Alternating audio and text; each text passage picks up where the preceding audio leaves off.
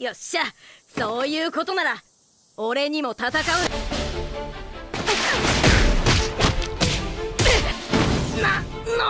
おお、よし、一丁雪姫に教わったあれやってみっか。型はめちゃくちゃなのにこの戦闘感見事。お、俺の勝ちだ。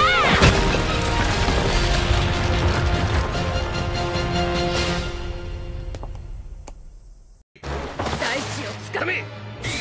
だがマジか。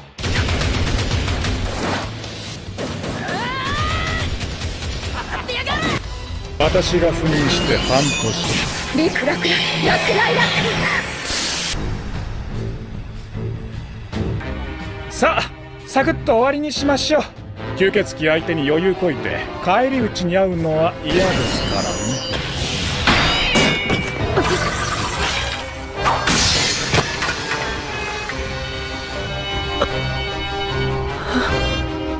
Ada sekolah di mana semua orang kayaknya bisa pakai sihir.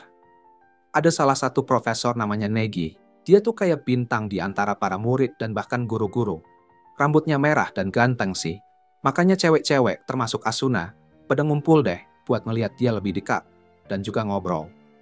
Tapi ada satu cewek yang duduk sendirian di kelas. Namanya Evangeline A.K. McDowell. Dia itu vampir dan udah hidup lebih dari 700 tahun. Dia ngerasa hidup abadi itu bukan hadiah, malah kayak kutukan buat dia. Lompat ke 80 tahun kemudian, Evangeline sekarang dikenal sebagai Yukihime, dan dia kelihatan lebih tua dari 80 tahun yang lalu. Dia juga jadi profesor di kampus. Terus ada sekelompok cowok, Tota dan teman-temannya yang mutusin buat ngehadang Yuki. Mereka punya rencana buat ngalahin dia. Tapi pas mereka lompat dari pohon tempat mereka ngumpet, mereka coba nyerang Yuki. Malah berhenti karena ada dinding gak kelihatan yang ngehalangin mereka. Yuki malah ngejek mereka karena mikir mereka punya peluang buat ngalahin dia. Dia malah nonjok mereka sampai jatuh ke air biar kalah. Pas udah sampai kelas, mereka kena hukuman lagi dari Yuki. Dia ngingetin kalau satu-satunya cara buat sampai ke ibu kota adalah dengan ngalahin dia. Tuta penasaran dan nanya ke Yuki jenis penghalang apa yang dia pakai buat menghalau serangan mereka. Tapi Yuki cuma diam aja. Mereka curiga Yuki pakai sihir, tapi Yuki nggak mau ngasih jawaban. Sebenarnya, Yuki itu orang tua asuhnya Tota Konoe, dan ini sebabnya dia keras ke Tota. Setelah sekolah, Tota dan teman-temannya ngobrol soal Yuki dan sihir. Ternyata sihir udah nggak zaman lagi. Tapi ada aplikasi yang bikin orang bisa pakai sihir, cuma harganya mahal banget. Impiannya Tota adalah ngalahin Yuki Hami dan pergi ke ibu kota. Ada menara namanya Orbital Elevator yang pengen banget dia daki. Setelah ngobrol sebentar, Tuta pergi ke makam orang tuanya buat ziarah. Orang tuanya meninggal dalam kecelakaan mobil 2 tahun lalu. Yuki jadi yang ngerawat Tuta.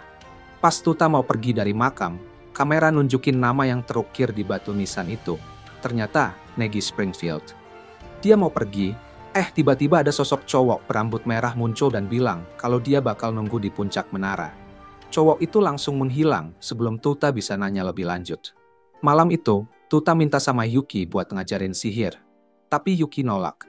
Dia bilang Tuta harus terus latihan keras dengan seni bela dirinya. Paginya, Tuta dan teman-temannya coba lagi buat nangkep Yuki. Tapi ya sama aja, mereka gagal lagi. Yuki bilang kalau mereka nggak ada peluang buat ngalahin dia. 5 sahabat ini lagi mikir-mikir mau gimana. Tiba-tiba muncul salah satu profesor mereka, Tachibana, dan nawarin bantuan. Dia bilang mau ngajarin mereka cara pakai sihir. Dia kasih aplikasi sihir dan bilang mereka bisa pakai ini buat ngalahin Yuki. Tapi aplikasi itu nggak jalan buat Tota. Dan Tachibana bilang kalau Tota nggak punya bakat buat sihir. Dia meyakinkan Tota bahwa ada cara lain. Tachibana kasih Tota sebuah cincin dan bilang suruh kasih itu ke Yuki sebagai hadiah. Malamnya, Tota masih bingung gimana caranya kasih cincin itu ke Yuki. Pas tiba-tiba Yuki muncul. Dia awkward banget, bilang cincin itu milik Yuki. Dia nggak tahu gimana ngejelasin dapat cincin itu dari mana. Tapi dia bilang itu hadiah. Abis bilang gitu, dia langsung lari. Yuki ngambil cincin itu dan memakainya. Dia lagi keluar dari mall. Tiba-tiba teman-teman Tota muncul di belakang dia pakai sihir teleportasi. Mereka ikat Yuki dan seneng banget karena akhirnya mau ngalahin dia. Tapi Yuki malah nggak serius dan ketawa, gitu aja. Tiba-tiba Profesor Tachibana muncul dan nunjukin siapa dirinya yang sebenarnya.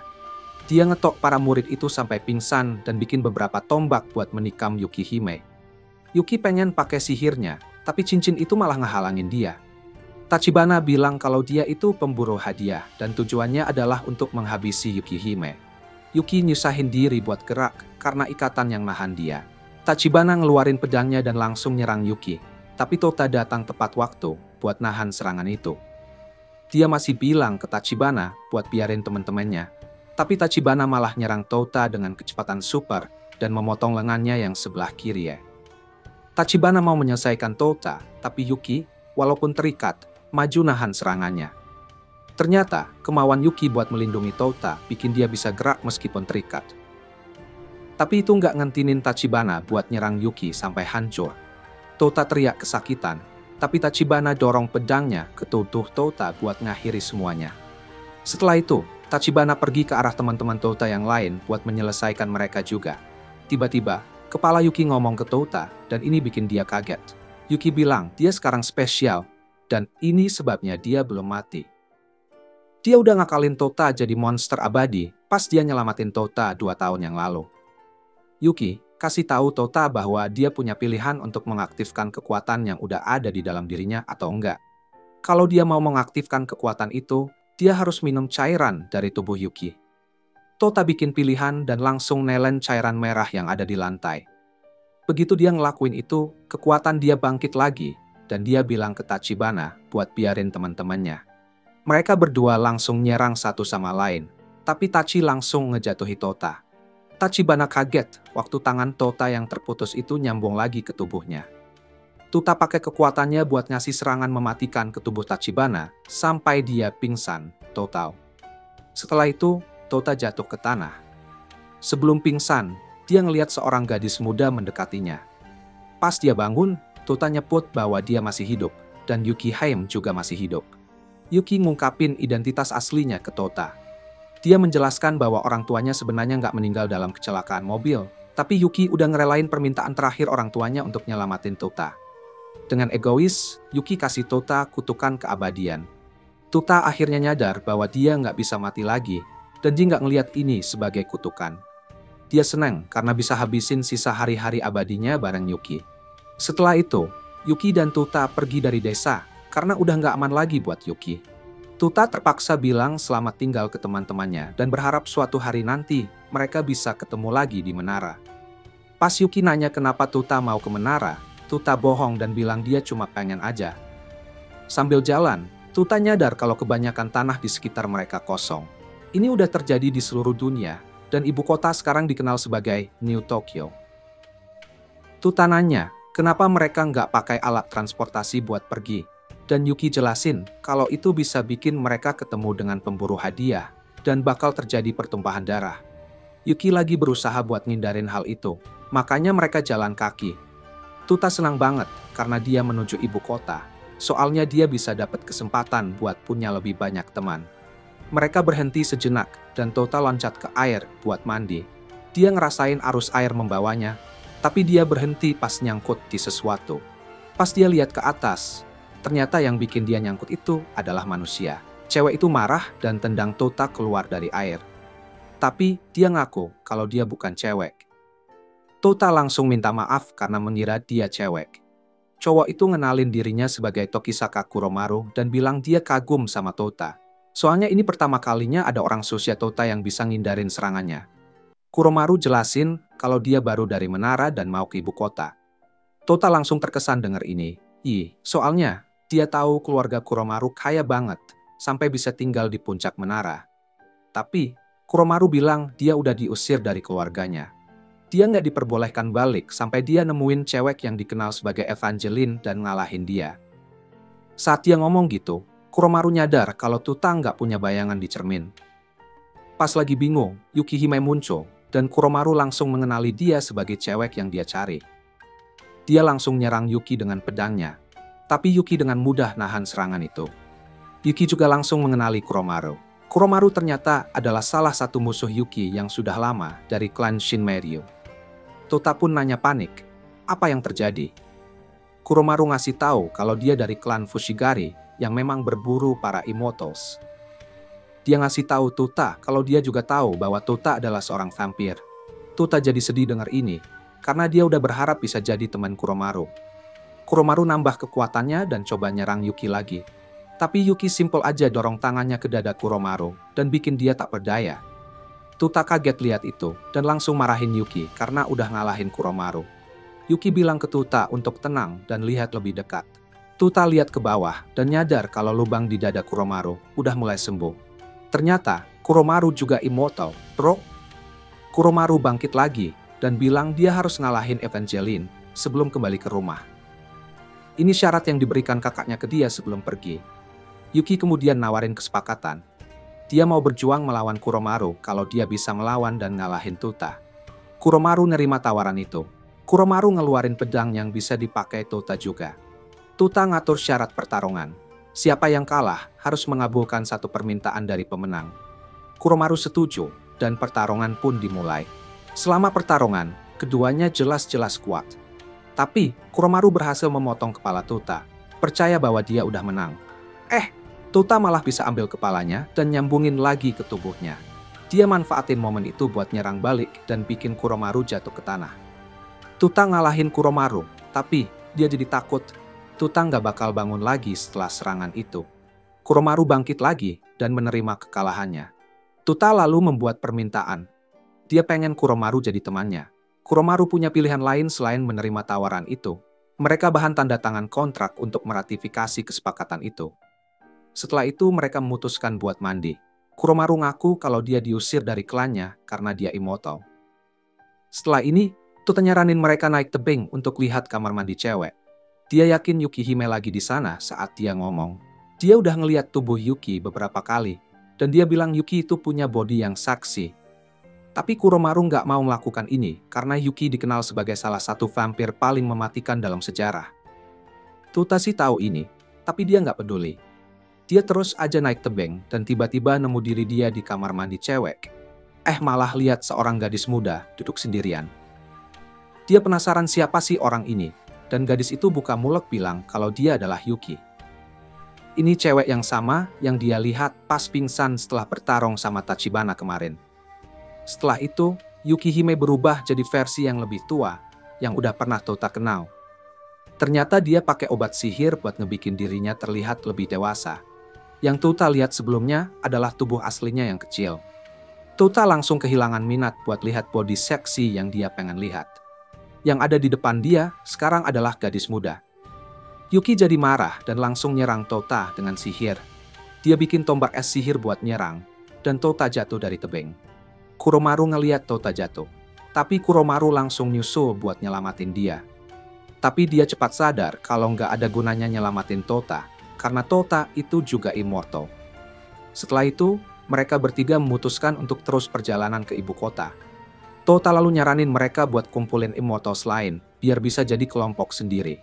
Dengan gitu, mereka bisa bikin lebih banyak kebaikan daripada keburukan. Waktu Yukihime denger rencana Tuta mau gunain kekuatannya buat kebaikan, dia ngakak keras. Dia bilang ada orang yang dia kenal dulu, juga pernah bilang hal yang mirip-mirip kayak gitu. Dia belum selesai ngomong, tiba-tiba banyak mobil datang ke lokasi. Orang-orang di dalam mobil keluar, dan mulai menghormati Yukihime. Salah satu cowok yang baru datang, Karin, mengancam Tuta karena deket-deket sama Yukihime. Tapi Yuki langsung bilang ke Karin buat nggak usah repot-repot, soalnya Tuta juga immortal. Yuki kemudian ngasih tahu Tuta kalau dia udah bikin organisasi untuk para immortal, dan mereka dikenal sebagai Yukio Holder. Mereka naik kapal yang bakal bawa mereka ke ibu kota. Di kapal, Karin penasaran gimana Yukihime bisa selamat bareng Tuta selama lebih dari 2 tahun. Karin ngeliat Tuta kayak orang bodoh, makanya dia berkata gitu. Yukihime langsung bilang ke Karin bahwa sebaiknya dia bersikap baik sama Tuta, karena kekuatan mereka seimbang. Tapi Karin yang keras kepala sampai menghancurkan cangkir di tangannya, karena nggak mau percaya. Nggak lama kemudian, mereka sampai di istana para immortal, yang jaraknya 10 km dari pantai New Tokyo. Ini adalah markas rahasia, tapi mereka juga punya onsen atau pemandian air panas. Semua Yukio Holder senang banget lihat pemimpin mereka, Yukihime, kembali di antara mereka. Yukio Holder nomor 6, Makabe, dan nomor 10, Ameya, kemudian muncul buat ngejelasin beberapa hal ke Tota dan Kuromaru. Mereka bilang kalau semua Immortals itu nggak selalu vampir. Beberapa dari mereka ada yang jadi manusia jadi-jadian, dan ada juga yang udah bikin keabadian dari realitas virtual. Makabe juga bilang ada monster yang tinggal di bawah istana. Buat nguji kemampuan mereka, Makabe nyaranin buat duel. Ini bakal jadi penentu apakah mereka bisa bergabung dengan Yuki Holder atau tidak. Karin muncul dan bilang dia mau bertarung sama Tota, sementara Kuromaru bakal melawan Makabe. Tota langsung serang Karin, tapi Karin dengan mudahnya mendorong Tota sampai jatuh ke tanah pakai palunya. Sekarang giliran Kuromaru buat lawan Makabe. Pertarungan antara mereka terlihat mudah banget buat Makabe. Dia nggak bergantung sama sihir, tapi lebih pakai pengalaman dan intuisi buat ngelawan Kuromaru, yang cepet banget kehabisan tenaga. Setelah pertarungan, Kuromaru dan Tota duduk buat ngobrol tentang pengalaman bertarung mereka. Pas mereka lagi asik ngobrol, tiba-tiba ada cewek yang bawa banyak barang lewat dan terjatuh karena kaki mereka. Tota dan Kuromaru langsung bantuin dia. Ternyata dia lagi bawa sampah. Mereka bantuin si cewek dan buang semua barang yang dia bawa ke tempat sampah. Keduanya bilang ke si cewek bahwa mereka di sini buat bergabung dengan Yuki Holder. Mereka bertiga kemudian saling kenalin diri, dan cewek itu bilang namanya Shinobu Yuki. Sementara itu, Yukihime lagi di kantornya, mikirin gimana caranya Tota bisa melewati rintangan di depannya. Tota itu cucu Negi, dan dulu dia juga pernah menghadapi ujian kayak gini. Yukihime penasaran gimana Tota bakal melewati ujian itu. Di sisi lain, Kuromaru dan Tota memutuskan buat nolong Shinobu. Mereka bawa beberapa kotak yang seharusnya masuk ke ruang penyimpanan. Waktu mereka lagi cari ruang penyimpanan itu, tiba-tiba mereka lihat pintu yang ngarah ke ruang bawah tanah. Tota ragu apakah mereka udah menuju ke ruang penyimpanan. Tapi Kuromaru bilang santai aja. Mereka bisa balik ke permukaan kalau ruang bawah tanah ini bukan ruang penyimpanan. Begitu mereka masuk ke bawah, ternyata itu bukan ruang bawah tanah biasa. Mereka lagi bingung nyari tahu di mana mereka, pas tiba-tiba muncul seorang cowok. Dia ngenalin diri sebagai Yuki Holder nomor 2, Jinbei Shishida. Keduanya langsung sadar kalau Jinbei pasti sangat kuat, soalnya dia ada di urutan nomor 2. Jinbei terus nunjukin mereka sebuah pedang yang tertancap di sebuah batu bata. Dia nyaranin Tota buat coba narik pedang itu. Jinbei bilang kalau pedang itu jadi milik Tota kalau dia berhasil narik keluar. Pedang itu diikat oleh sihir yang dibikin oleh Maege hebat, Alpireo Ima. Banyak petarung kuat yang coba narik pedang itu, tapi semua gagal. Tota jalan mendekati pedang itu dan tiba-tiba dia dengar suara yang ngasih tahu cara buat ngeluarin pedang. Dia ngetuk sebuah dials di samping pedang, dan tiba-tiba pedangnya lepas dari tempatnya. Jinbei sampai kaget dan nanya ke Tota, "Kamu bisa melakukannya gimana?" Tota bilang ke Jinbei kalau pedang itu ngomong ke dia. Ternyata nama pedangnya itu Kurobo, dan udah lama banget nggak dipakai. Kata orang, pedang ini yang milih siapa pemiliknya. Setelah berhasil narik pedang itu, Jinbei bilang masih banyak yang harus Tota pelajari. Pedang ini punya beberapa fungsi yang harus dia kuasai. Pedang ini punya pilihan gravitasi yang bisa diubah sesuai keinginan. Bisa jadi berat banget dan juga bisa ringan banget. Tota harus belajar fungsi-fungsi pedang ini dengan baik. Dia berencana buat tinggal di ruang bawah tanah untuk latihan keras, karena kalau dia latihan di luar, semuanya bisa berantakan. Seiring berjalannya waktu, Tota dan Kuromaru terus latihan bareng. Setelah beberapa hari, Kuromaru dan Tota mutusin buat tantang musuh mereka. Kuromaru nantang Makabe, sementara Tota nantang Karin. Makabe ngaku kalau akurasi Kuromaru udah meningkat sejak terakhir kali mereka bertarung. Tapi, Makabe nggak menganggap Kuromaru punya peluang sebenarnya untuk mengalahkannya. Saat pertarungan berjalan, Kuromaru mulai mikirin apa yang Tota bakal lakuin kalau dia ada di posisinya. Dia dapat ide. Pas yang sama, Makabe langsung motong tangannya. Makabe udah senang karena dia pikir dia udah menang. Tapi tiba-tiba dia nyadar ada pedang yang menusuk dari belakang.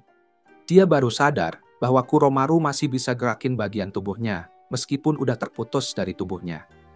Dengan trik sederhana ini, Kuromaru akhirnya menang dalam pertandingan. Makabe jatuh ke tanah, dan muncul ikon virtual di layar, yang nunjukin bahwa dia udah kehilangan satu nyawa. Makabe berdiri lagi dan bilang, udah lama banget dia nggak kehilangan salah satu nyawanya. Dia masih punya lebih dari 200 nyawa yang bisa dia pakai. Kuromaru berhasil ngalahin Makabe dan dapat hak buat bergabung dengan UQ Holder. Pertarungan antara Tota dan Karin masih berlangsung, dan kelihatannya sangat sengit. Shinobu berdiri di kejauhan, dukung Tota, tapi dia nggak nyadar kalau ada monster yang udah mendekatinya. Tota benar-benar ngasih semua yang dia punya, dan mulai unggul dari Karin. Yutia udah hampir landing blow yang menentukan ketika dia dengar teriakan Shinobu dari jauh. Tota ninggalin Karin dan lari ke arah suara Shinobu. Begitu Tota tiba, dia nemuin Shinobu dikelilingi monster-monster. Dia mau maju melawan mereka. Karin muncul buat bantu. Karin nawarin diri untuk narik perhatian para monster, agar Tota bisa punya kesempatan lebih baik buat nyelamatin Shinobu.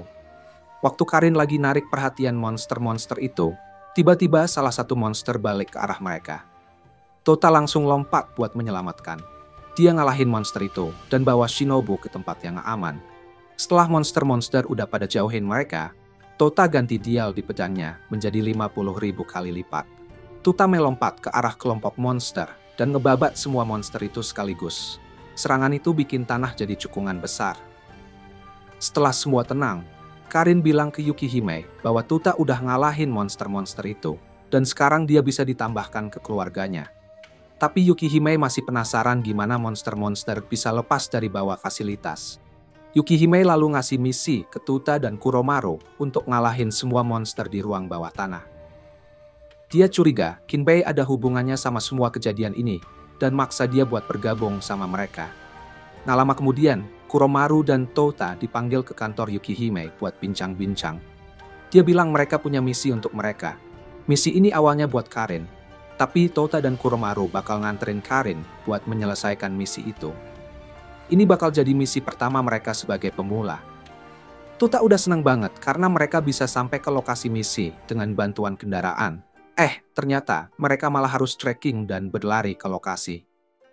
Dalam perjalanan ke lokasi, Karin mulai ngungkapin kerusakan yang terjadi.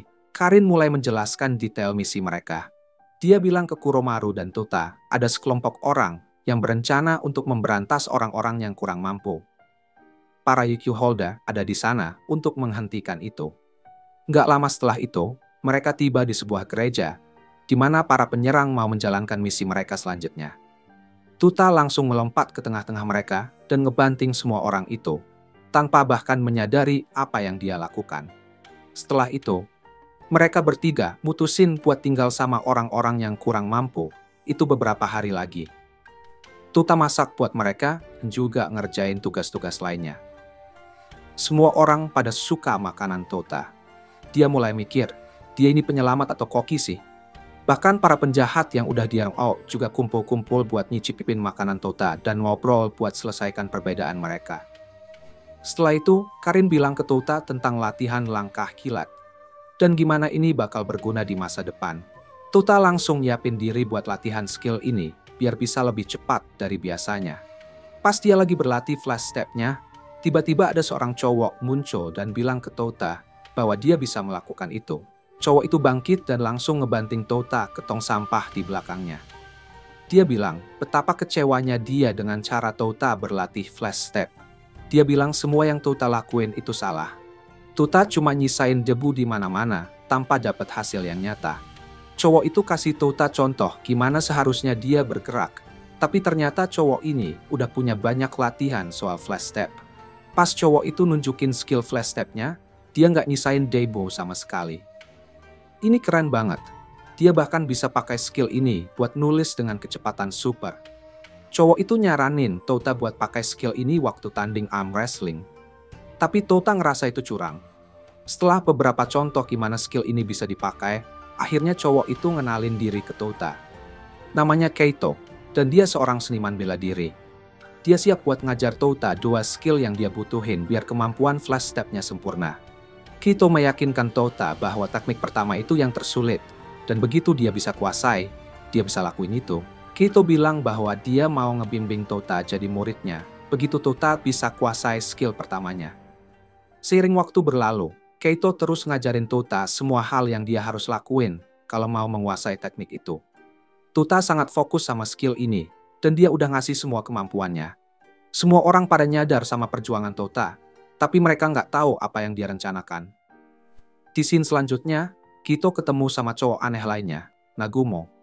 Keito cerita tentang Tota, tapi Nagumo ngingetin Keito supaya jangan terlalu terikat sama Tota. Keito lalu bilang dia cuma iseng sama kelompok itu. Terus, dia berubah jadi bentuk aslinya, yaitu bentuk serigala. Ternyata, Keito dan teman-temannya adalah pemburu Immortals, dan mereka berencana buat menghabisi Tota dan teman-temannya. Beberapa saat kemudian, para penjaga yang seharusnya melindungi area itu diserang sama sekumpulan orang berpakaian menutupi wajah. Di saat yang bersamaan, Karin diserang di kamar mandi oleh seorang cowok aneh dan kuat. Cowok itu ternyata salah satu pemburu immortal, dan dia bisa memunculkan rasa takut di diri Karin. Karin nyaranin cowok itu untuk pergi kalau dia masih menghargai nyawanya. Tapi tiba-tiba, cowok itu ngeluarin sebuah tongkat dan ngetoknya ke mulut Karin, bikin dia ngerasa sakit. Dari sini, cowok itu jadi bisa nyimpulin kalau Karin mungkin juga immortal, tapi dia tetap merasakan sakit. Cowok itu ngenalin dirinya sebagai Chao, anggota perusahaan keamanan swasta yang dikenal sebagai Powerful Hand. Tugas yang sudah diberikan kepadanya adalah untuk menunda Karin. Di sisi lain, Tota nggak lama kemudian nyadar kalau daerah kumuh lagi kebakaran. Dia mau nyelidikin sumber kebakaran itu ketika dia diserang oleh sekelompok orang berpakaian menutupi wajah yang sama yang udah ngalahin para penjaga tadi.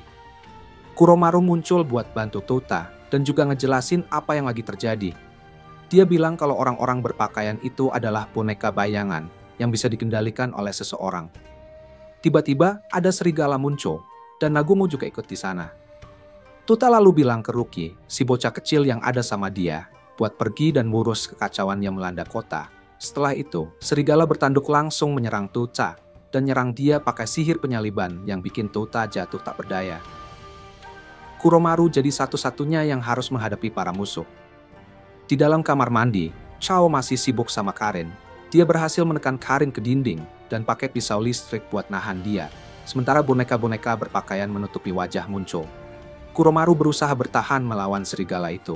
Serigala itu kuat, tapi Kuromaru siap ngeluarin semua kemampuannya buat ngalahin serigala tersebut.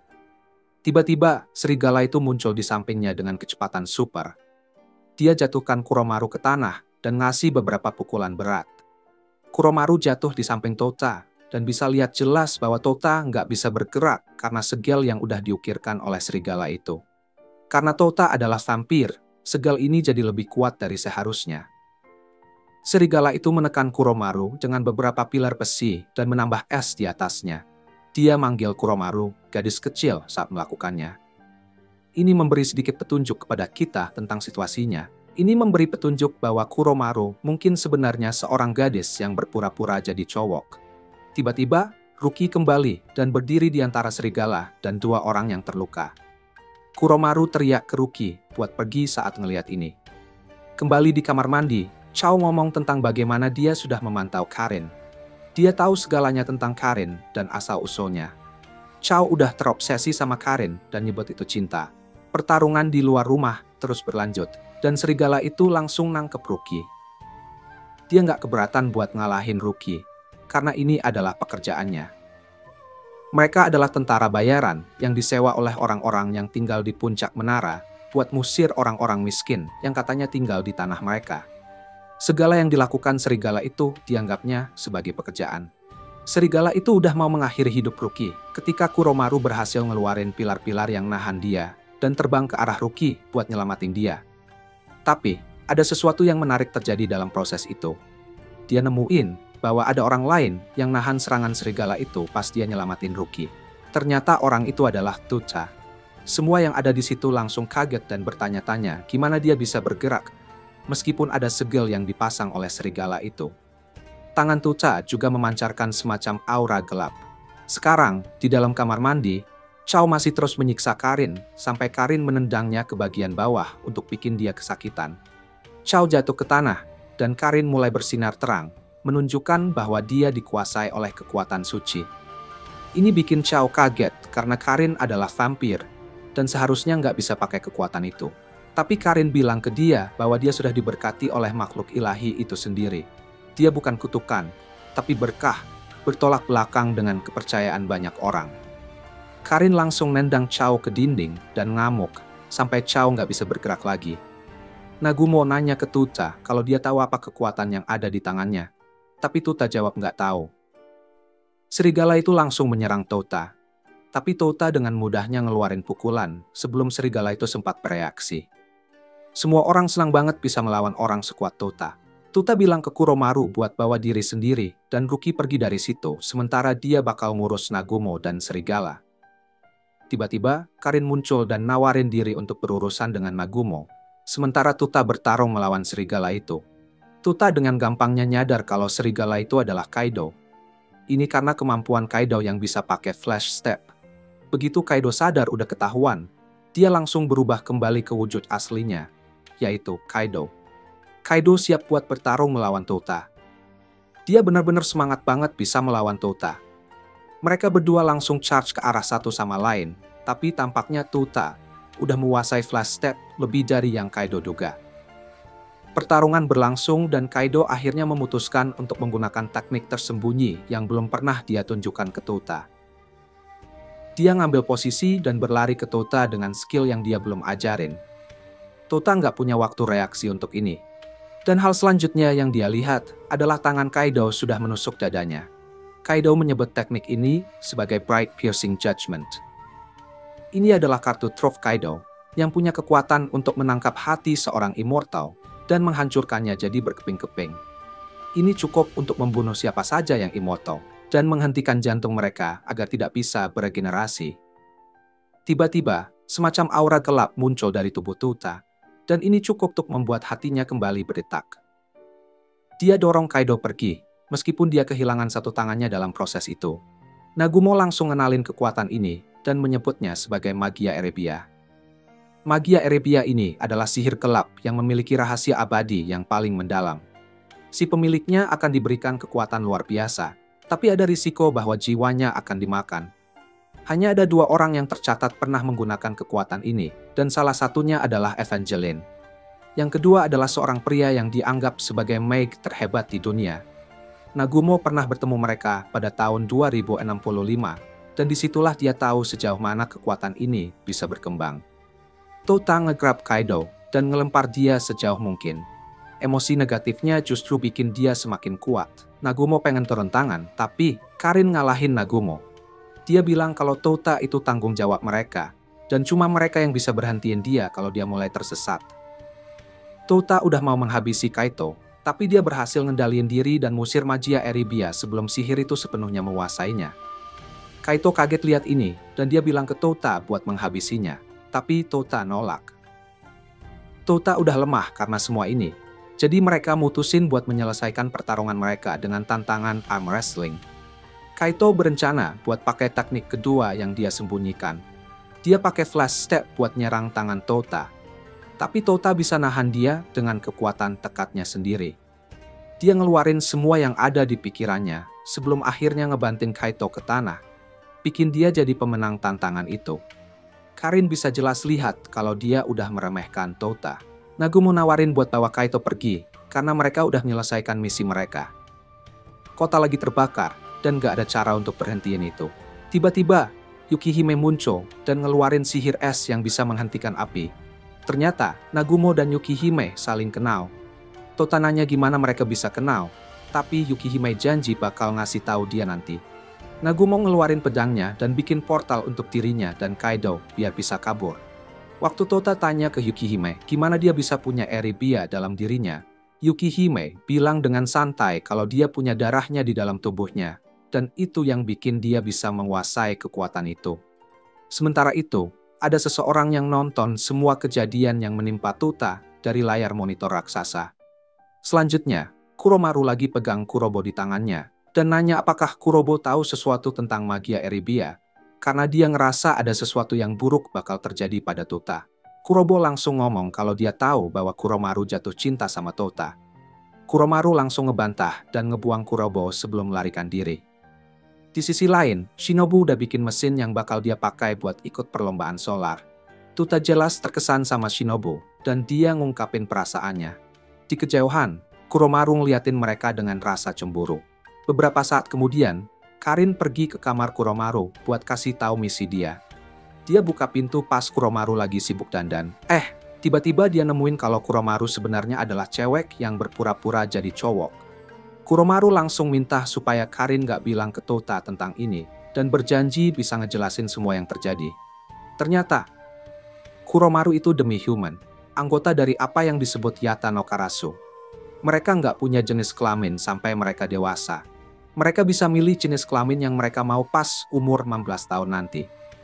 Begitu dengar ini, Karin langsung nyerang Kuromaru dan nyaranin dia untuk memilih jadi cewek pas waktunya tiba. Dia pengen Kuromaru habisin sisa hidupnya bareng Tota, supaya Tota nggak usah ganggu Yukihime. Karin juga bilang kalau Kuromaru bakal terlihat imut banget kalau dia jadi cewek. Apalagi dia juga jatuh cinta sama Tota. Meskipun Kuromaru nggak mau terima kenyataan itu, tiba-tiba muncul seorang cowok, Iko, yang udah duduk di kejauhan dan dengerin semua yang diomongin. Dia bilang kalau dia udah denger semuanya, tapi dia bakal diam, dan dia juga punya rencana buat bantu Kuromaru. Iku nyaranin Kuromaru buat ngajak Tota berkencan.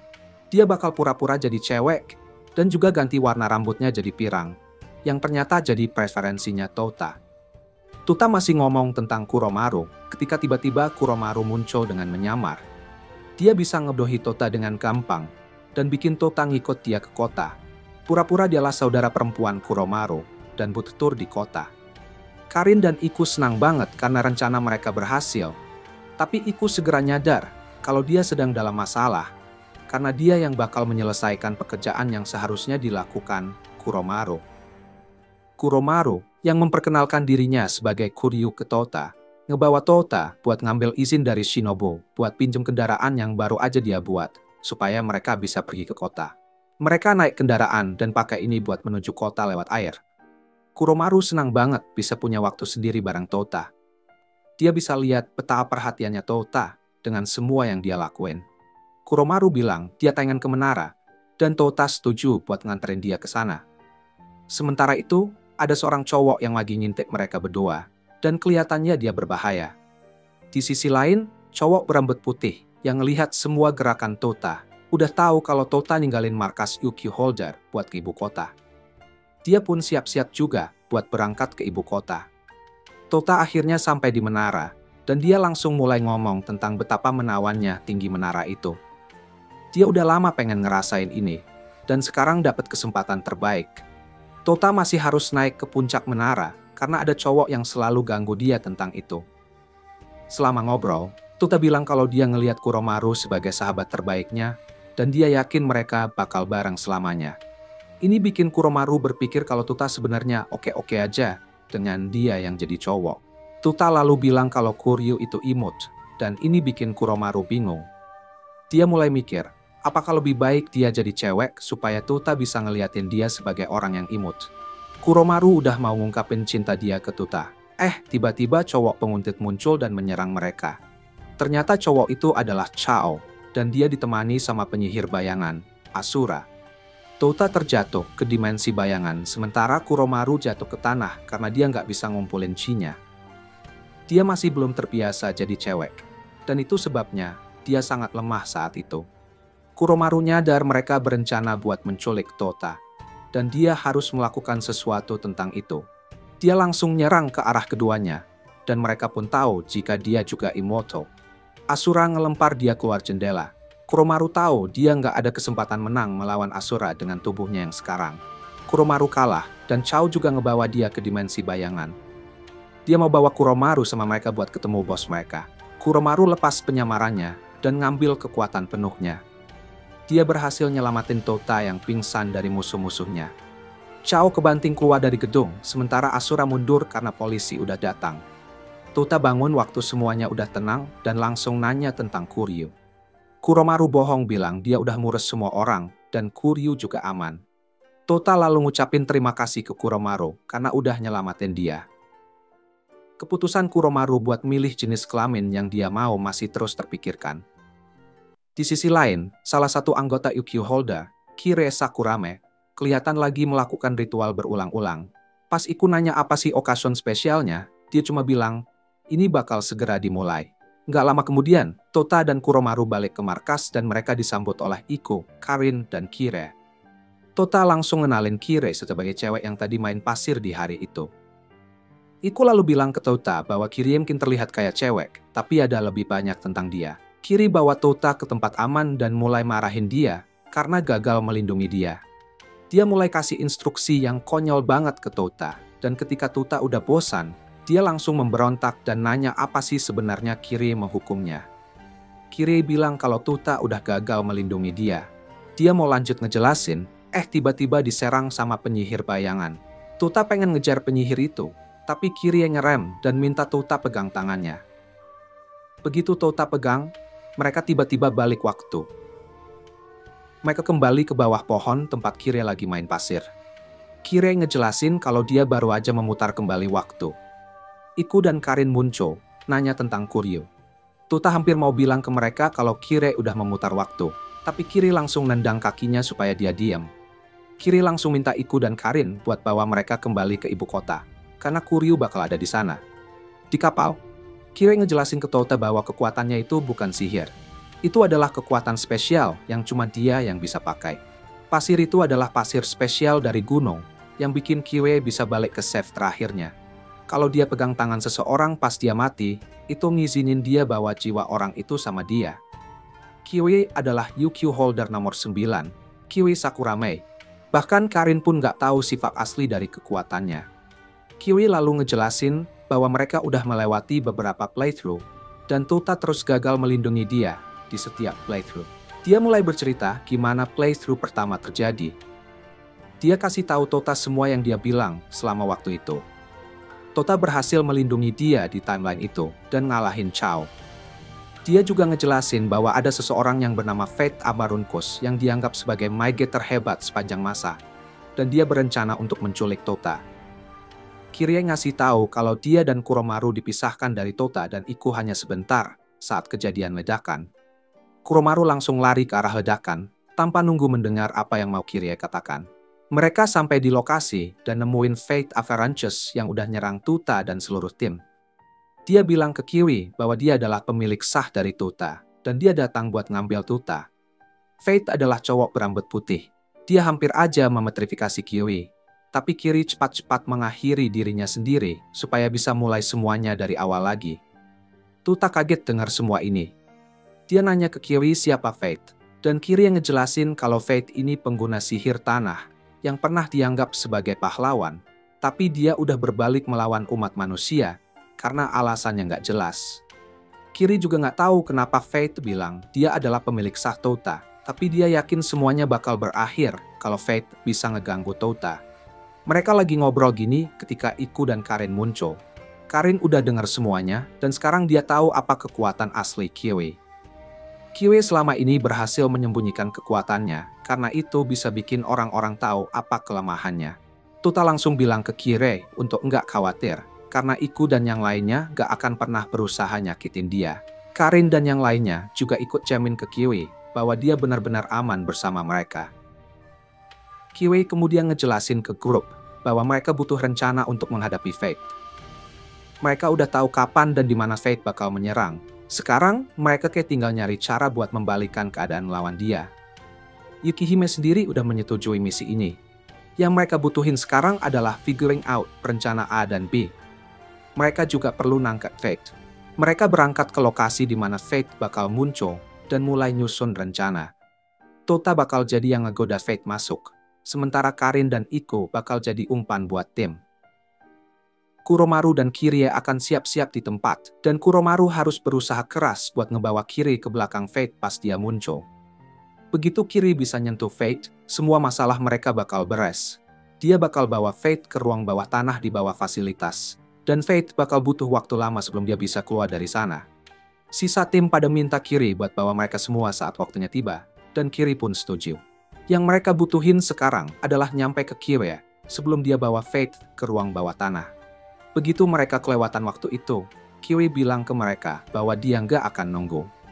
Setelah semua diomongin, rencana pun dimulai. Tota bakal berkomunikasi dengan mereka lewat smartphone. Dia nanya ke Kirie, kenapa Yukihime nggak ada buat bantu mereka, padahal dia jelas kuat dan sangat berpengaruh.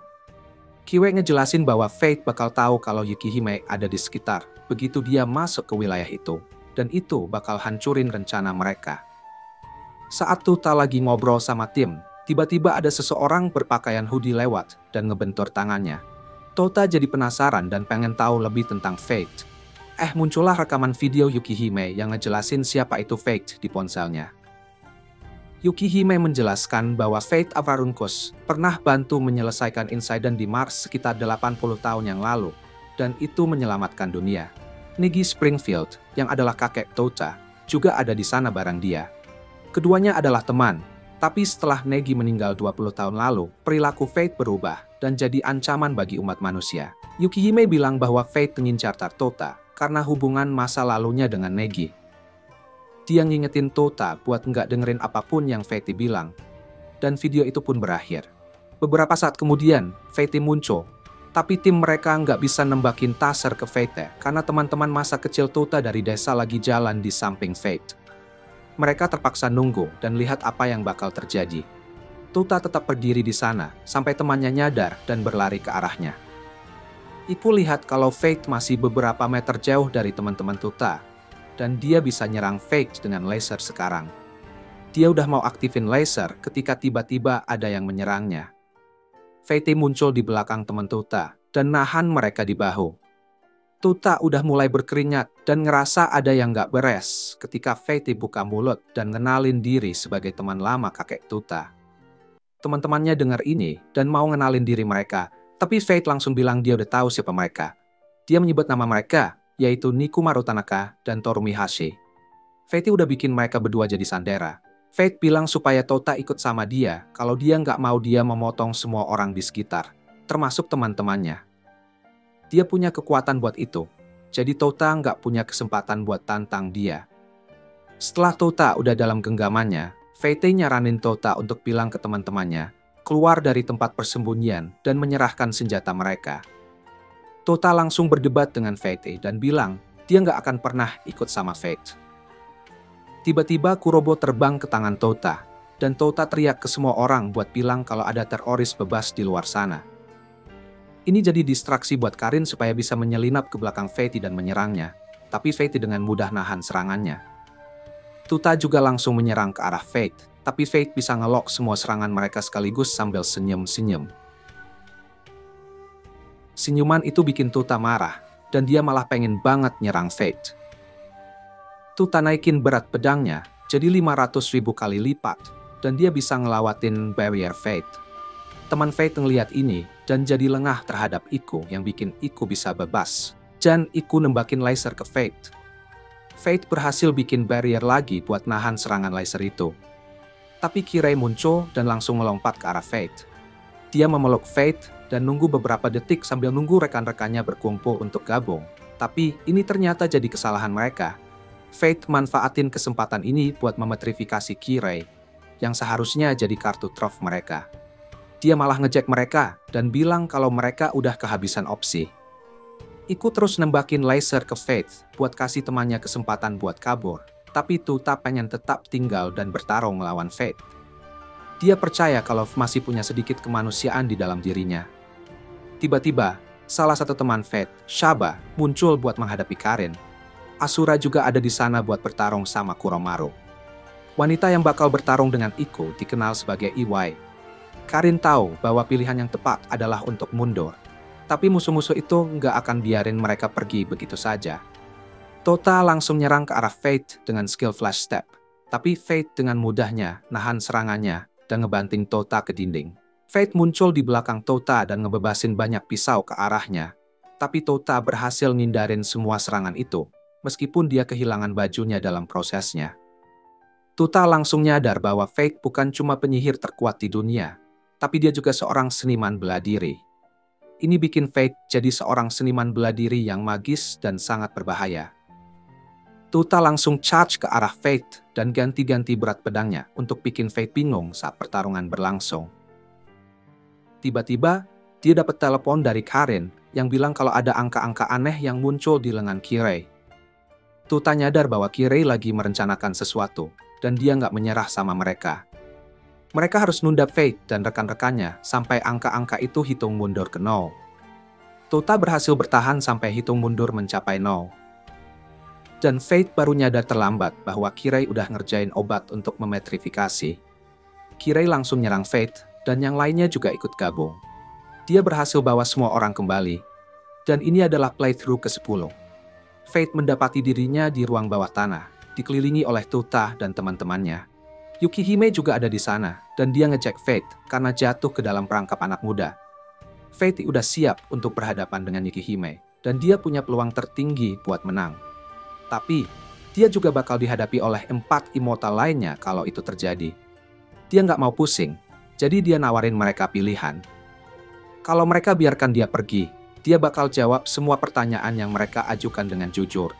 Dia tahu segalanya. Jadi setiap orang punya hak untuk nanya satu pertanyaan. Tuta udah mau nanya, tapi temannya ngerem dia. Mereka bilang untuk tunggu sampai mereka nanya pertanyaan mereka sendiri, supaya Tuta bisa tahu pertanyaan yang paling penting buat ditanyain nanti. Iku nanya ke Fate apa yang dia inginkan dari Tuta, dan Fate ngungkapin bahwa dia mengejar Tuta untuk menggunakan kekuatannya untuk membangkitkan Negi. Tuta pikir kakeknya udah mati, tapi ternyata itu semua kebohongan. Karin juga nanya pertanyaan. Dia nanya ke Fate siapa yang lebih dicintai Negi, dia atau Yukihime. Fate nggak bisa ngasih jawaban langsung untuk ini, karena Yukihime bakal bunuh dia kalau dia ngasih jawaban. Kuromaru juga ada yang mau ditanya ke Fate. Dia nanya apakah Tuta harus ikut sama Fate sekarang, dan Fate bilang enggak. Dia ngungkapin bahwa Negi nggak bakal mati selama 20 tahun ke depan. Seluruh dunia juga bakal mati bersamanya ketika itu terjadi. Tapi yang jelas, Tuta nggak perlu ikutin Fate secepat itu. Giliran Tuta nanya, dia nanya ke Fate apakah dia yang membunuh orang tuanya. Fate jawab iya. Tuta langsung marah dengar ini, dan dia siap-siap buat menyerang Fate ketika tiba-tiba muncul gambar Negi. Ternyata itu gambar langsung yang sedang berkomunikasi dari suatu tempat. Yukihime berkomunikasi dengan Kuromaru lewat telepati, dan bilang untuk lihat Tuta. Akan ada perangkat di tubuhnya yang mengizinkan dia komunikasikan dengan Negi. Dia perintahkan Kuromaru buat hapus perangkat itu. Yukihime berjalan menuju perangkat dan menghancurkannya, sebelum Negi bisa ngasih tahu tak kebenaran di balik semua yang terjadi. Fate dan Yukihime sepakat bahwa sebaiknya mereka menyembunyikan kebenaran dari Tuta. Setelah semuanya reda dan Fate diizinkan pergi, Kirei marah karena dia nggak terlibat dalam seluruh saga ini. Tuta terus mendesak Yukihime untuk bilang tentang kakeknya, tapi dia belum siap untuk mengungkapkan kebenaran. Dia nutup pintu kantornya dan bilang pada dirinya sendiri betapa dia merasa menyesal. Beberapa saat kemudian, seorang nenek dan seorang gadis muncul nanya-nanya tentang Yukihime dan Tuta. Tuta lagi makan makanan yang disiapkan Shinobu ketika nenek yang baru datang itu langsung masuk. Dia ngenalin dirinya sebagai Yukihiro. Dia bilang Tuta berasal dari keluarga yang terkenal dengan Lady Killer. Wanita-wanita selalu dikenal suka sama keluarga Springfield. Nenek Yuki adalah salah satu korban dari ini. Yuki ada di sana untuk memastikan bahwa tidak ada wanita lain yang jatuh ke dalam jebakan mereka lagi. Yuki langsung nyerang ke arah Tuta, dan dia kena pukulan penuh dari Tuta, bikin Yuki terbang jauh. Tapi Tuta langsung terbang ke arah Yuki dan nangkep dia. Tuta naruh Yuki di atap, dan Yuki ngungkapin alasan sebenarnya dia di sana. Dia datang untuk minta Tuta jadi suaminya, tapi Tuta dengan rendah hati menolak karena itu terlalu mendadak. Di sisi lain, nenek Yuki lagi ada di kantor Yukihime, ngobrol sama dia. Ternyata, mereka saling kenal waktu kuliah saat Negi jadi profesor. Mereka cerita tentang betapa semua cewek selalu berusaha buat mendapatkan Negi. Dan nenek Yuki adalah salah satu dari mereka. Sementara itu, Yuki sibuk masak makanan buat Tuta dengan harapan bisa mendapatkan cintanya. Kirei dan cewek-cewek lainnya nyadar kalau Yuki sebenarnya masak sendiri. Mereka khawatir kalau Yuki bakal menang dalam perjuangan mendapatkan Tuta. Kirei sampai menjatuhkan diri ke lutut, tapi dia masih belum mau menerima bahwa dia mencintai Tuta. Karin percaya bahwa cewek manusia punya keunggulan dibanding cewek immortal. Ini terus bikin hati Kirei hancur karena dia sadar peluang mereka untuk memenangkan hati Tuta semakin menurun setiap harinya. Iku muncul dan bilang ke cewek-cewek itu bahwa dia punya solusi buat masalah mereka. Solusi yang dia tawarkan adalah untuk mereka menghabiskan waktu bareng Tuta di pemandian air panas. Carrie dan Karin pada ngelawan ide Iku dan gak mau ngikutin saran dia. Tapi Iku ngancam mau cerita ke cewek-cewek manusia tentang ini. Mereka langsung minta dia untuk enggak, dan mulai mempertimbangkan buat ngikutin apa yang dia bilang. Sementara itu, Nenek Yuki dan Yukihime terus ngobrol tentang Negi, dan gimana Yuki ngisi waktu selama masa kuliah mereka. Yukihime selalu takut buat melepaskan orang-orang, dan Nenek Yuki ngingetin tentang apa yang Negi bilang ke mereka, bahwa yang dibutuhkan hanyalah sedikit keberanian. Tuta dan Iku masuk ke pemandian air panas bareng, dan Iku melakukan ini buat memberi waktu bagi cewek-cewek itu untuk memikirkan keputusan mereka. Iku bilang ke mereka bahwa mereka harus menggosok punggung Tuta 50 kali supaya jadi favoritnya. Tanpa diduga, Karin muncul dan ini bikin Iku kaget. Dia percaya kalau Karin gak tertarik sama Tuta, tapi sekarang dia ada di sini. Karin bilang dia di sana buat nonton, tapi dia ngeluarin sikat dan menjepit Tuta ke lantai. Dia mulai menggosok punggung Tuta, tapi Kurei muncul dan nahan dia. Kurei bingung kenapa Karin tiba-tiba ngelakuin itu, padahal sebelumnya dia kelihatan gak tertarik. Yuki juga muncul, dan ternyata ini jadi pertarungan siapa yang bakal bisa gosok punggung Tota. Kuromaru juga datang, dan langsung menarik Tota jauh dari kerumunan. Terjadi keributan antara mereka, dan mereka malah bikin Tota terlempar ke sisi lain pemandian. Yukihime muncul saat mereka lagi sibuk bertarung, dan dia langsung mulai menggosok punggung Tota. Grup itu baru nyadar terlambat bahwa Yukihime udah sultan pekerja di punggung Tota. Iku lalu bilang ke cewek-cewek itu bahwa mereka nggak perlu khawatir jika Yukihime dan Tota udah saling peduli satu sama lain. Iku langsung kabur setelah ngomong gitu. Yuki dan Shinobu duduk buat ngobrol tentang persaingan mereka untuk mendapatkan Tota. Yuki bilang dia ada di sana buat melindungi Shinobu karena dia kelihatan lemah. Tapi itu nggak berarti dia bakal ngasih Tota ke Shinobu. Malam itu, Tota ketemu Yukihime di dermaga. Yukihime kelihatan seperti dirinya yang biasa, dan Tota penasaran kenapa Yukihime milih untuk tampil seperti itu. Yukihime bilang dia mau ngasih tahu sesuatu, dan dia ingin dalam wujud aslinya. Tota lalu memutuskan untuk nanya duluan. Dia nanya ke Yukihime, apa dia jatuh cinta sama Negi? Yukihime bilang gak perlu lagi menyembunyikannya, dan dia mengakui cinta pada Negi. Bahkan, dia masih cinta sama Negi sampai sekarang. Dia nambahin bahwa Negi yang kemarin muncul itu bukan Negi yang dia cintai. Dia bilang, Negi udah ngalahin penyihir jahat 20 tahun yang lalu. Penyihir itu disebut sebagai Life Maker atau Mage of Beginning dan namanya Bauth. Dia bisa menguasai siapapun yang mengalahkannya dan ini memberinya kesempatan untuk terus hidup. Ini berarti Negi sebenarnya udah dikuasai oleh Mage of Beginning selama 20 tahun. Yukihime dan Fate berencana untuk menyelamatkannya, tapi metode mereka berbeda. Dan inilah alasan Tuta lalu ngasih tahu kalau Negi sempat mau bilang sesuatu sebelum dia menghilang. Yukihime akhirnya bilang kebenarannya bahwa orang tua Tuta itu bukan yang meninggal dalam kecelakaan malam itu.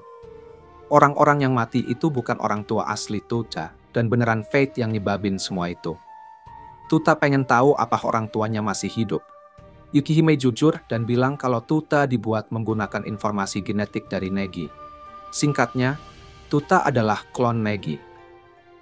Tuta kaget dengar ini, dan dia kemudian cerita ke Kuromaru tentang hal itu. Dia lagi asik ngomongin ini sama Kuromaru, ketika Yuki masuk ke ruangan dan ngajak Tuta untuk ikut turnamen seni bela diri Mahora yang lagi berlangsung. Mereka tiba di lokasi turnamen, dan Tuta excited banget bisa ada di sana. Yuki juga menjelaskan gimana cara kerja turnamen itu, dan bagaimana para immortal ikut berpartisipasi. Tuta pengen banget ikut, jadi dia mulai nyari salah satu panitia. Dia nemuin salah satu panitia yang bilang ke dia kalau peserta turnamen udah dipilih sebelumnya. Satu-satunya cara supaya anggota baru bisa ditambah adalah kalau salah satu peserta nggak bisa bertanding lagi. Tuta sedih dengar itu, tapi dia memutuskan untuk ikut turnamen tahun depan. Ini bakal kasih dia kesempatan buat jadi lebih kuat. Tuta dan Yuki masih sibuk diskusi pas nenek buyutnya, Ayaka, muncul. Dia datang bareng Cacamaru dan direktur turnamen, Mana. Tuta kaget banget pas tahu kalau tempat yang dia injak ini adalah sebuah sekolah. Mana lalu ngasih tahu bahwa Negi adalah guru di sekolah ini 80 tahun yang lalu. Ayaka dan 2 orang lainnya adalah muridnya. Sementara itu, di markas, Shinobu udah tahu bahwa semua orang mau ke ibu kota, dan dia mutusin untuk ikut juga. Ayaka dan 2 wanita itu bawa Tuta ke ruang kelas tempat kakeknya mengajar. Di sana, Tuta ketemu dengan murid lain dari kakeknya, yaitu Sayo.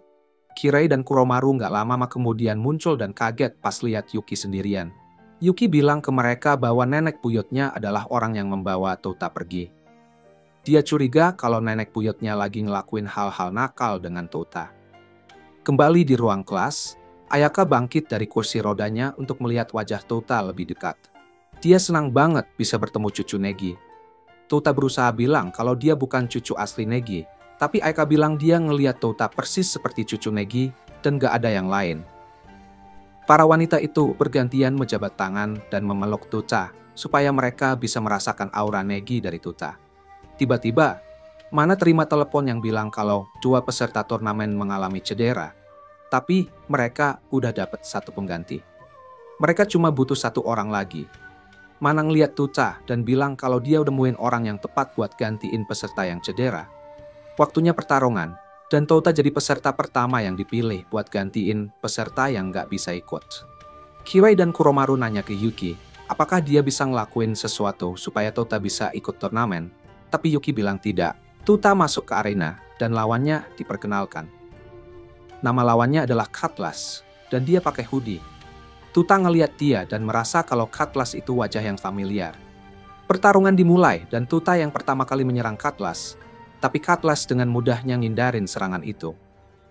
Tota kaget lihat ini dan ngomong tentang betapa beruntungnya dia bisa ketemu lawan yang kuat dari awal. Cutlass melirik sambil senyum sinis dan manggil Tota saudara. Pertarungan mereka berlanjut dan Kuromaru mulai merasa takut dengan situasi ini. Dia punya firasat bahwa Cutlass lebih kuat daripada yang dia terlihat. Sementara itu, Mana dapat info dari peserta yang cedera bahwa orang yang bikin dia tak berdaya adalah Cutlass.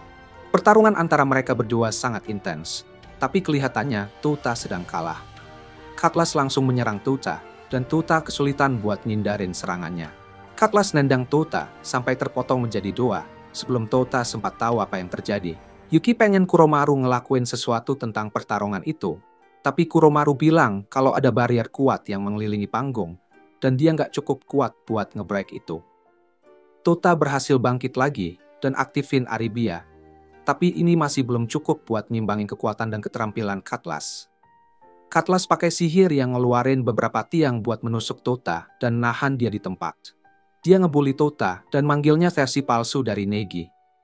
Tapi tiba-tiba, teman-teman Tota mulai nyemangatin dia supaya dia bisa berdiri lagi dan bertarung. Dengan semangat dari mereka, Tota berhasil ngebebasin lengan kiriannya dan ngasih 1 pukulan ke wajah Cutlass sampai hoodie-nya meluncur. Tota kaget pas tahu ternyata Cutlass adalah cewek. Tiba-tiba, Cutlass bilang dia cuma pemanasan doang. Dari mana ya? Muncul seseorang di belakang Cutlass. Orang itu nggak lain adalah Negi, kakek Tota. Mana tahu bahwa orang yang mereka lihat adalah Negi. Dia adalah Mage of the Beginning, dan dia datang untuk Tota. Negi bilang dia datang untuk Tota, karena Tota adalah satu-satunya yang bisa menyelamatkan dunia. Tapi Tota berdebat, kalau memang begitu, seharusnya Negi datang lebih cepat. Negi lalu ngungkapin bahwa dia sama sekali nggak tahu di mana Tota berada. Dia cuma ngirimin visi dirinya ke orang-orang yang memiliki darahnya dengan harapan mereka bisa menemukannya. Negi bilang bahwa Tota disembunyikan dengan baik dari dia oleh Yukihime. Tiba-tiba, Yukihime muncul dan menghancurkan barrier dengan sihirnya. Dan ini nunjukin betapa kuatnya dia. Yukihime nggak nyebut Negi sebagai Negi, tapi sebagai Mage of the Beginning. Lalu 3 cowok lainnya yang adalah rekan bait muncul. Di saat yang sama, Kuromaru, Kirei, dan Karin juga muncul untuk mendukung Tota dan Yukihime. Sekarang ini jadi pertarungan antara 2 kelompok yang kuat. Yukihime bilang ke Tota dan timnya bahwa Bayus dan timnya bakal sulit untuk dikalahkan. Dia mulai ngenalin rekan-rekan Negi ke timnya. Detektif sihir yang juga dikenal sebagai yang tahu segalanya disebut Yue. Pembaca pikiran dan semua tahu disebut Nodoka. Sementara itu, pendekar pedang tentara bayaran yang super kuat itu namanya Jack Raiken. Selain rekan-rekan yang kuat ini, ada juga Negi sendiri. Tiba-tiba, Negi bersin, dan ini bikin semua pakaian mereka sobek. Ini nunjukin ke Tota dan semua yang ada di situ seberapa kuat Negi sebenarnya. Di saat yang sama, Shinobu tiba di lokasi. Yue dan Nodoka coba yakinin Tota buat ikut dengan mereka secara damai, karena dia adalah satu-satunya hasil kreasi yang sukses setelah 71 percobaan gagal untuk menggabungkan Negi dan Asuna. Tuta menolak, dan tiba-tiba ada suara muncul di belakang mereka. Tiba-tiba, portal terbuka dan menarik mereka ke dalamnya. Tuta mendapati dirinya berada di era lain. Dia berhadapan langsung dengan seorang cowok yang ngenalin dirinya sebagai Sanders. Tiba-tiba, Kurobo bicara dan bilang, "Nama asli cowok ini bukan Sanders. Nama aslinya adalah Albireo Ima. Dia sebenarnya adalah orang yang menciptakan Kurobo." Sanders marah karena Kurobo membocorkan rahasianya, dan dia menghukum Kurobo dengan menempatkannya di bawah tekanan lubang hitam. Setelah selesai menghukum Kurobo, Sanders bilang ke Tuta bahwa dia adalah teman lama Yukihime, tapi sekarang dia bekerja untuk Negi. Misinya adalah untuk meyakinkan Tuta, dan cara terbaik untuk melakukan ini adalah dengan menunjukkan kisah cinta Yukihime. Sanders memperlihatkan bagaimana Yukihime bertemu dengan Nagi, yang adalah ayah Negi, dan jatuh cinta padanya. 15 tahun kemudian, Yukihime juga bertemu dengan putra Nagi di Akademi Mahora. Nggak lama setelah itu, Yukihime langsung mengambil Negi di bawah sayapnya. Dia bikin Negi melakukan hal-hal aneh semuanya demi melatihnya. Dan satu-satunya orang yang selalu datang menyelamatkan Negi adalah Asuna. Namun, ikatan mereka terus semakin kuat. Tuta senang banget melihat ini. Dan dia mengucapkan terima kasih ke Sanders karena udah nunjukin gambar-gambar dari masa lalu. Tapi Sanders bilang kalau dia bukan nunjukin gambar-gambar dari masa lalu. Yukihime, dengan wujud aslinya, tiba-tiba melihat Tuta dan mengenalinya. Sebelum ada yang terjadi, keduanya muncul. Booth muncul dan langsung nyekik Yukihime. Sebelum Tuta bisa ngapa-ngapain, dia ditusuk oleh Sanders. Booth memotong Yukihime menjadi dua dan melemparnya ke tanah. Tuta juga terjatuh ke tanah dan merangkak menuju Yukihime. Booth bilang satu-satunya cara Tuta bisa nyelamatin Yukihime adalah dengan menyatu dengannya. Tuta menyentuh tangan Yukihime dan dia berhasil menyatukan dirinya kembali. Tuta mengangkat Yukihime ke tangannya dan Yukihime mengaku bahwa Tuta adalah orang yang selalu dia inginkan untuk bersama. Tuta lalu meyakinkan Yukihime bahwa dia akan ada untuk bikin dia bahagia. Tapi Booth percaya bahwa Yukihime gak punya kesempatan untuk bahagia. Tuta marah dan menegur Booth karena berkata begitu. Keduanya langsung menyerang mereka dengan emosi yang membara. Tuta mengangkat Yukihime di tangannya dan menghindari serangan ganas Booth. Tiba-tiba, Yukihime bilang ke Tuta bahwa mereka berada di dimensi di mana Booth memiliki semua kekuatan. Apapun yang dia bayang akan menjadi kenyataan. Yukihime kemudian bilang mereka akan memanfaatkan itu melawan Booth. Yukihime pakai sihir buat bikin ruang yang seimbang supaya mereka bisa bertanding dengan kekuatan penuh. Dia bilang kalau bisa menghancurkan pikiran Booth di dimensi ini, itu bakal jadi akhir buat dia. Mereka langsung serang ke arah Booth, tapi Booth dengan gampangnya mengalihkan perhatian Yukihime dengan gambar Negi. Yukihime jatuh ke tanah, dan Tuta yang coba nyerang Booth juga jatuh. Selama pertarungan, Yukihime melupakan dirinya dan bilang kalau dia cuma pernah mencintai 3 orang selama 700 tahun hidupnya. Tuta kurang pintar buat nyadar kalau orang ketiga itu adalah dirinya. Pertarungan berlanjut dan Yukihime berhasil nyerang Booth dengan sihir yang kuat. Tapi itu masih belum cukup buat ngalahin Booth. Tuta ditarik ke jurang gelap oleh gambar Karin dan cewek-cewek lainnya. Dia tahu kalau dia ada di imajinasinya Booth, tapi dia kesulitan buat bertahan.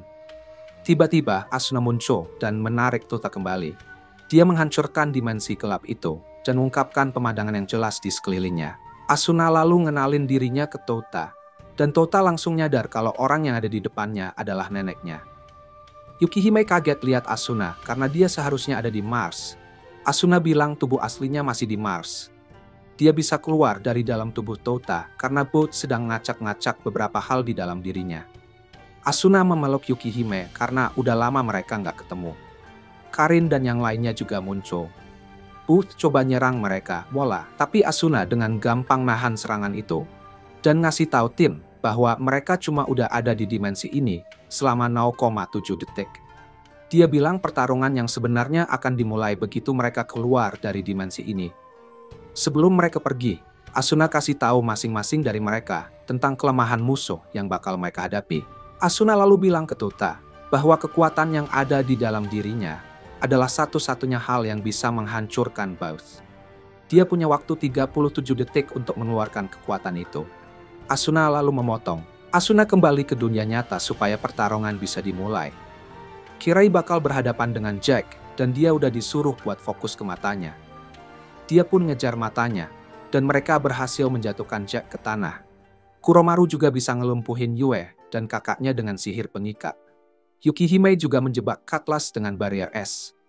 Tota aktifin kekuatan Iribianya dan langsung nabrak Negi, tapi Negi bisa ngindarin serangan awal Tota. Tota ngomong tentang tekadnya buat nyelamatin kakeknya dari belenggu bus. Sementara itu, tim lainnya terus bertarung melawan rekan-rekan Negi. Mereka berusaha untuk bikin musuh sibuk, sampai Tota bisa mengakses kekuatan yang ada di dalam dirinya. Negi udah mau mengalahkan Tota ketika Fate muncul. Fate dan Yukihime berhasil nahan Negi.